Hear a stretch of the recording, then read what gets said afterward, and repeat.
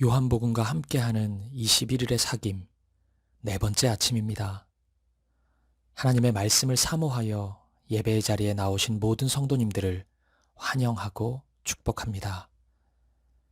이 시간 우리에게 주신 하나님의 말씀은 요한복음 4장 21절부터 24절까지 말씀입니다. 예수께서 이르시되 여자여 내 말을 믿으라. 이 산에서도 말고 예루살렘에서도 말고 너희가 아버지께 예배할 때가 이르리라. 너희는 알지 못하는 것을 예배하고 우리는 아는 것을 예배하노니 이는 구원이 유대인에게서 남이라. 아버지께 참되게 예배하는 자들은 영과 진리로 예배할 때가 오나니 곧 이때라. 아버지께서는 자기에게 이렇게 예배하는 자들을 찾으시느니라. 하나님은 영이시니 예배하는 자가 영과 진리로 예배할지니라. 아멘. 오늘 본문이 포함된 요한복음 4장의 이야기는 유대에서 갈릴리로 발걸음을 재촉하시는 예수님의 모습으로 시작합니다. 그런데 4장 4절을 보면 무언가 모르게 예수님의 강한 의지가 느껴지는 것을 알 수 있습니다. 4장 4절을 보십시오. 사마리아를 통과하여야 하겠는지라.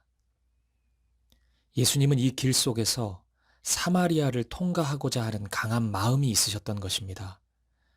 대부분의 학자들은 예수님이 이 길을 택하신 이유가 유대에서 갈릴리로 가는 길 중 가장 빠른 길이었기 때문이라고 해석을 합니다. 하지만 예수님 당시 유대인들이 사마리아를 통과하는 것은 약간의 주의가 필요했습니다. 유대인들은 사마리아를 무척이나 멸시하고 무시하였고 사마리아도 비슷한 감정을 가지고 있었기 때문입니다.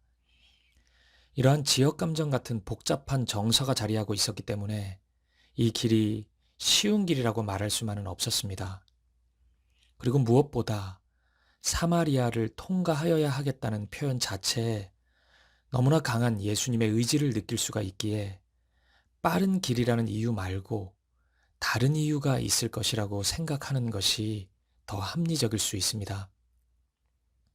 그러면 여러분, 예수님이 이 길을 지나야 하셨던 이유는 무엇일까요? 단순히 빠른 길 때문만이 아니라면 또 다른 이유가 있었을까요? 요한복음 4장 7절 이하의 말씀은 그 이유가 바로 어떤 한 사람을 만나기 위함임을 말씀해 줍니다. 그 사람은 사마리아에 살고 있던 한 명의 자매였습니다. 이 자매는 사실 엄청난 아픔을 가지고 있던 사람이었습니다. 4장 18절에 따르면 결혼의 실패를 무려 5번이나 겪었고 지금 살고 있는 이도 정식 남편은 아니었습니다. 아마도 이 자매는 이런 반복되는 실패의 경험으로 인해 온갖 수치와 절망스러운 감정에 휩싸여 있었을 것입니다. 그래서겠죠. 아무도 물을 기르러 오지 않던 시간인 제6시, 유대인들의 시간으로 하면 가장 더운 정오의 시간에 홀로 우물가에 왔던 것입니다.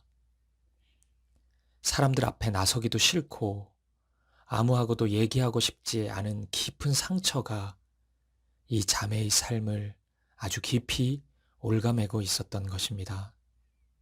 바로 이 자매였습니다. 예수님은 이 자매를 만나기 위해 바로 이곳 사마리아의 수가라는 동네로 가셨습니다. 비록 사마리아인과 접촉했을 때 감당해야만 하는 오해와 비판이 있었겠지만 주님은 그런 것을 아랑곳하지 않으십니다. 마치 이 자매와 급한 약속이라도 한 것처럼 지금 당장 이 자매를 만나지 않으면 안 되는 것처럼 예수님은 서둘러 이곳을 향해 나아가셨습니다. 이 지점에서 우리는 예수님의 사랑을 발견하게 됩니다. 사랑하는 여러분, 예수님은 이런 분이십니다.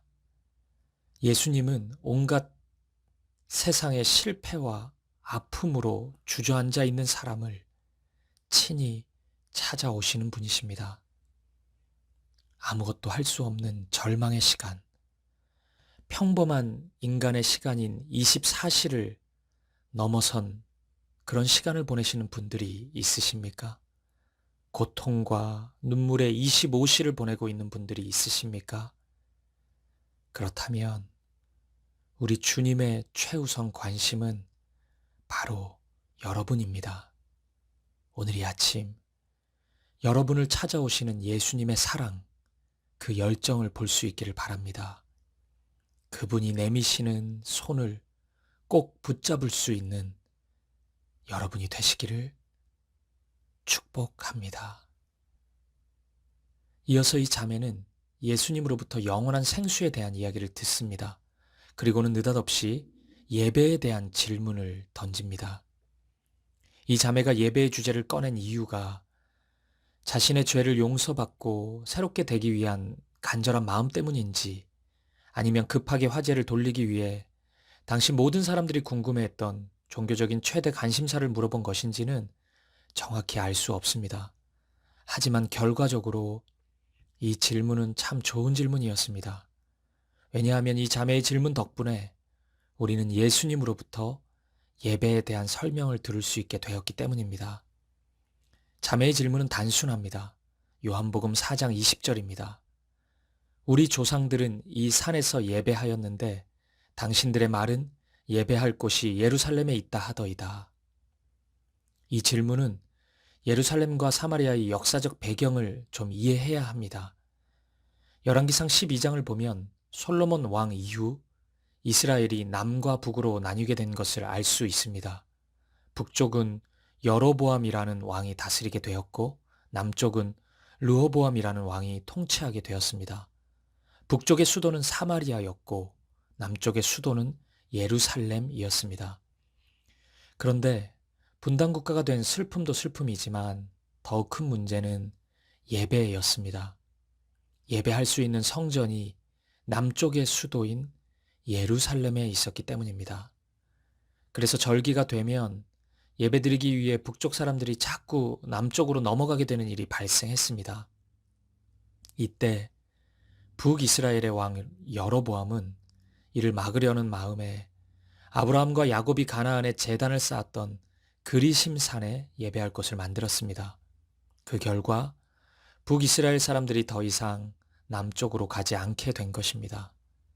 이 전통이 예수님 당시까지 이어져 와서 남쪽 사람들은 수도인 예루살렘에서, 북쪽 사람들은 그리심산에서 예배를 드리고 있었던 것입니다.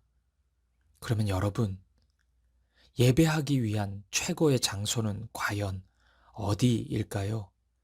예루살렘일까요? 아니면 그리심산일까요? 분위기상 예수님은 남유다의 수도인 예루살렘을 지지할 것 같습니다. 본래 성전이 그곳에 있었기 때문입니다. 그런데 예수님의 대답은 뜻밖입니다. 본문 21절입니다. 예수께서 이르시되 여자여 내 말을 들으라. 이 산에서도 말고 예루살렘에서도 말고 너희가 아버지께 예배할 때가 이르리라. 예수님은 그리심산도 아니고 예루살렘도 아니라고 말씀합니다. 그러면서 장소가 아닌 때, 즉 시간을 말씀하십니다. 예배하기 좋은 특정 시간이라도 있는 것일까요? 그것은 아니었습니다. 다시 본문 23절, 24절을 보시겠습니다. 아버지께 참되게 예배하는 자들은 영과 진리로 예배할 때가 오나니 곧 이때라. 아버지께서는 자기에게 이렇게 예배하는 자들을 찾으시느니라. 하나님은 영이시니 예배하는 자가 영과 진리로 예배할지니라. 하나님이 찾으시는 예배자들이 준비될 때입니다. 참된 예배는 장소나 환경이 아닌 준비된 예배자로 완성된다는 말씀인 것입니다. 예배하는 자들이 성령과 진리의 말씀 안에 거해서 하나님만을 바라보고 예배할 때, 그때가 바로 진정한 예배가 드려지는 시간인 것입니다. 사랑하는 여러분, 우리는 신앙생활에서 너무나 자주 환경에 의해 영향을 받습니다. 예배를 드릴 때도 마찬가지입니다. 먼저 장소의 영향을 너무 자주 받습니다. 장소가 쾌적해야 하고, 의자도 편해야 하고, 음향 시설도 괜찮아야 하고, 실내 온도도 적절해야 한다고 생각합니다. 다른 이의 영향도 많이 받습니다. 나 말고 다른 누군가의 적절한 섬김이 있어야 한다고 생각합니다. 찬양팀이 잘 준비되어야 하고, 안내위원도 친절해야 하고, 의자 배열도 잘 맞출 수 있어야 하는 그런 봉사자들이 준비되어 있어야 한다고 생각합니다. 그리고 설교자의 외모, 설교자의 목소리도 괜찮아야 한다고 생각합니다. 최소한 이 정도는 되어야 어느 정도 예배에 집중할 수 있지 않느냐고 말합니다. 그래서인지 예배 장소나 예배 환경에 대해 또 다른 장소, 또 다른 환경을 언급하며 자주 비교하곤 합니다. 물론 여러분, 이러한 요소들이 무시되어야 하는 것은 아닙니다. 저도 늘 신경을 쓰는 부분이기도 합니다. 무엇보다 우리는 모든 부분에서 최고의 것으로 하나님께 올려드려야 하기 때문입니다. 하지만 여러분, 이러한 눈에 보이는 환경이 절대적인 조건이 되고 우선순위가 되기 시작하면 큰일이 날 수 있습니다. 왜요? 예배의 본질이 뒤로 물러날 가능성이 크기 때문입니다. 예배의 본질은 무엇입니까? 오늘 예수님의 말씀입니다. 영과 진리로 예배하는 자들, 하나님이 그토록 찾으시는 예배자들입니다. 온갖 환경이 다 준비되어도 예배자들이 준비되어 있지 않으면 그 예배는 겉으로만 그럴듯해 보일 뿐 하나님이 받으시는 예배가 아닙니다. 최고의 예배는 순전한 예배의 마음들이 모일 때 아름답게 완성되는 것입니다. 비록 전통적인 이 산도 아니고 세련된 저 산도 아니지만 예배의 마음을 보시고 하나님은 충만하게 임재하실 것입니다. 저는 우리 사김의 교회의 예배를 늘 생각하고 고민합니다. 우리 사김의 교회가 비록 지금 지하에서 예배드리고 있고 여러 가지 장소의 제약이 무척이나 심하지만 그래서 이번 특별 집회도 온라인으로 진행할 수밖에 없는 슬픈 현실이지만 오늘 예수님의 말씀에 따르면 그런 것은 중요한 것들이 아닙니다. 오늘 여러분이 성령 안에 거하고 말씀 안에 거하고 있다면 그 간절하고 갈급한 마음으로 하나님의 은혜만을 구하고 있다면 지금 여러분이 계신 곳이 최고의 예배의 장소입니다. 지금 여러분의 자리가 하나님이 받으시는 최고의 예배를 드릴 수 있는 최고의 장소입니다. 사랑하는 여러분, 오늘도 우리 하나님은 이렇게 예배하는 자들을 찾으십니다. 장소를 찾으시지 않으십니다. 환경을 찾으시지 않으십니다. 예배자들을 찾으십니다. 이 아침 손을 번쩍 들고 주님, 제가 여기 있습니다. 제가 그런 예배자입니다. 이렇게 외칠 수 있으시겠습니까? 저와 여러분 모두가 이렇게 예배하는 자들 되시기를, 하나님이 찾으시는 순전한 예배자들이 되기를, 그래서 더욱 아름다운 예배로 하나님께 나아갈 수 있는 우리 사김의 교회가 되기를 주님의 이름으로 간절히 축복드립니다. 우리 함께 기도하시겠습니다. 하나님 아버지, 우리가 그런 예배자가 되기 원합니다. 성령 안에 거하는 사람, 말씀 안에 거하는 사람이 되고 싶습니다. 그래서 언제나 어디서나 하나님께 온전한 예배를 드리고 싶습니다. 장소나 환경에 과하게 마음을 두었던 우리의 마음을 회개합니다. 우리가 신경 써야 했던 것은 좋은 장소가 아니었습니다. 좋은 환경이 아니었습니다. 우리의 마음이었습니다. 오늘도 이렇게 예배하는 자들을 찾으시는 하나님, 그 주님 앞에 제가 여기 있습니다. 나를 받아주소서 고백할 수 있는 우리가 되게 되게 하옵소서. 순전한 마음으로 온전한 예배를 드릴 수 있는 우리 사김의 교회가 되게 하여 주옵소서. 예수님의 이름으로 기도합니다. 아멘. 이어서 요한복음 4장의 말씀을 함께 읽고 필사하며 하나님의 말씀 앞으로 나아가겠습니다. 제4장. 예수께서 제자를 삼고 세례를 베푸시는 것이 요한보다 많다 하는 말을 바리새인들이 들은 줄을 주께서 아신지라. 예수께서 친히 세례를 베푸신 것이 아니요 제자들이 베푼 것이라. 유대를 떠나사 다시 갈릴리로 가실새 사마리아를 통과하여야 하겠는지라. 사마리아에 있는 수가라는 동네에 이르시니 야곱이 그 아들 요셉에게 준 땅이 가깝고 거기 또 야곱의 우물이 있더라. 예수께서 길 가시다가 피곤하여 우물 곁에 그대로 앉으시니 때가 6시쯤 되었더라. 사마리아 여자 한 사람이 물을 기르러 왔음에 예수께서 물을 좀 달라. 이는 제자들이 먹을 것을 사러 그 동네에 들어갔음이로라. 사마리아 여자가 이르되 당신은 유대인으로서 어찌하여 사마리아 여자인 나에게 물을 달라 하나이까? 이는 유대인이 사마리아인과 상종하지 아니함이로라. 네가 만일 하나님의 선물과 또 내게 물 좀 달라 하는 이가 누구인 줄 알았더라면 네가 그에게 구하였을 것이요 그가 생수를 내게 주었으리라. 주여, 물 기를 그릇도 없고 이 우물은 깊은데 어디서 당신이 그 생수를 얻겠사옵나이까? 우리 조상 야곱이 이 우물을 우리에게 주셨고 또 여기서 자기와 자기 아들들과 짐승이 다 마셨는데 당신이 야곱보다 더 크니이까? 이 물을 마시는 자마다 다시 목마르려니와 내가 주는 물을 마시는 자는 영원히 목마르지 아니하리니 내가 주는 물은 그 속에서 영생하도록 솟아나는 샘물이 되리라. 주여, 그런 물을 내게 주사 목마르지도 않고 또 여기 물 기르러 오지도 않게 하옵소서. 가서 내 남편을 불러오라. 나는 남편이 없나이다. 내가 남편이 없다는 말이 옳도다.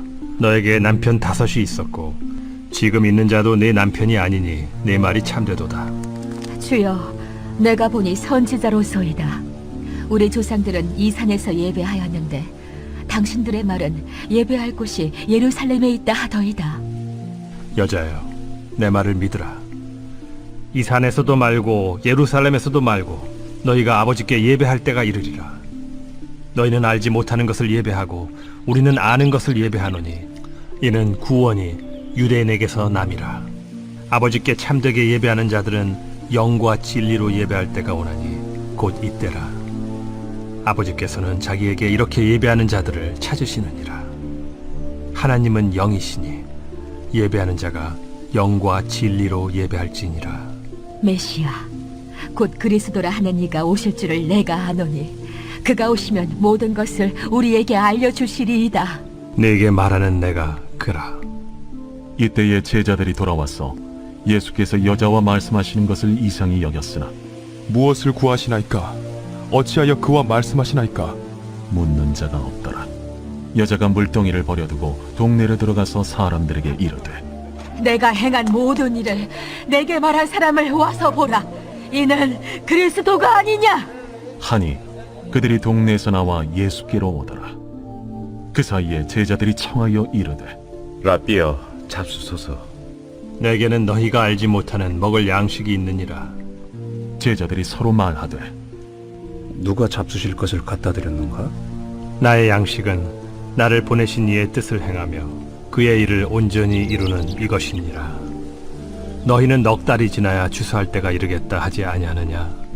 그러나 나는 너희에게 이르노니 너희 눈을 들어 밭을 보라. 희어져 추수하게 되었도다. 거두는 자가 이미 삭도 받고 영생에 이르는 열매를 모으나니 이는 뿌리는 자와 거두는 자가 함께 즐거워하게 하려 함이라. 그런즉 한 사람이 심고 다른 사람이 거둔다 하는 말이 옳도다. 내가 너희로 노력하지 아니한 것을 거두러 보내었노니 다른 사람들은 노력하였고 너희는 그들이 노력한 것에 참여하였느니라. 내가 행한 모든 것을 그가 내게 말하였다. 증언하므로 그 동네 중에 많은 사마리아인이 예수를 믿는지라. 사마리아인들이 예수께 와서 자기들과 함께 유하시기를 청하니 거기서 이틀을 유하심에 예수의 말씀으로 말미암아 믿는 자가 더욱 많아 그 여자에게 말하되 이제 우리가 믿는 것은 내 말로 인함이 아니니 이는 우리가 친히 듣고 그가 참으로 세상의 구주신 줄 암이라. 이틀이 지남에 예수께서 거기를 떠나 갈릴리로 가시며 친히 증언하시기를 선지자가 고향에서는 높임을 받지 못한다 하시고 갈릴리에 이르심에 갈릴리인들이 그를 영접하니 이는 자기들도 명절에 갔다가 예수께서 명절 중 예루살렘에서 하신 모든 일을 보았습니다. 예수께서 다시 갈릴리 가나에 이르시니 전에 물로 포도주를 만드신 곳이라. 왕의 신하가 있어 그의 아들이 가버나움에서 병들었더니 그가 예수께서 유대로부터 갈릴리로 오셨다는 것을 듣고 가서 청하되 내려오셔서 내 아들의 병을 고쳐주소서. 하니 그가 거의 죽게 되었습니다. 너희는 표적과 기사를 보지 못하면 도무지 믿지 아니하리라. 주여, 내 아이가 죽기 전에 내려오소서. 가라, 내 아들이 살아있다. 그 사람이 예수께서 하신 말씀을 믿고 가더니 내려가는 길에서 그 종들이 오다가 만나서 아이가 살아있다. 하거늘 그 낳기 시작한 때를 물은즉 어제 7시에 열기가 떨어졌나이다. 그의 아버지가 예수께서 내 아들이 살아있다 말씀하신 그때인 줄 알고 자기와 그 온 집안이 다 믿으니라. 이것은 예수께서 유대에서 갈릴리로 오신 후에 행하신 두 번째 표적이니라.